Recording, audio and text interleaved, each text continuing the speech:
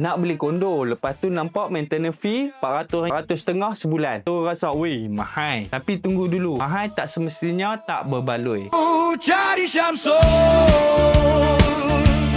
bila rumah. Ramai pembeli hanya tengok angka, tapi pelabur akan tengok apa yang dia dapat dengan bayaran tu. Contohnya, kalau maintenance fee 400 sebulan, tapi anda dapat 24 hour security, swimming pool, gym, function hall, lift yang sentiasa diselenggara, kawasan yang bersih, landscape yang cantik, mungkin bayaran itu memang berbaloi. Sekarang bayangkan pula maintenance fee 400, tapi lift selalu rosak, security tak terjaga, lampu koridor banyak yang dah terbakar, kolam renang kotor, kawasan tak diselenggara. Kalau macam tu, walaupun 400, ia masih dianggap mahal kerana servis yang diterima tidak setimpal. Satu lagi perkara yang ramai orang lupa, jangan hanya tanya berapa maintenance fee. Tanya juga apa yang termasuk dalam maintenance fee dan bagaimana rekod pengurusan bangunan ini. Sebab pengurusan yang baik boleh membantu mengekalkan keadaan bangunan dan menyokong nilai hartanah dalam jangka panjang. Ingat, cheap doesn't always mean good. Expensive doesn't always mean bad. Yang penting ialah value for money. Belum beli kondo, jangan tengok harga rumah sahaja. Semak juga maintenance fee yang disediakan dan kualiti pengurusan bangunan. Kadang-kadang bayaran lebih sikit hari ini boleh menjimatkan banyak masalah pada masa hadapan. Dapat sesuatu?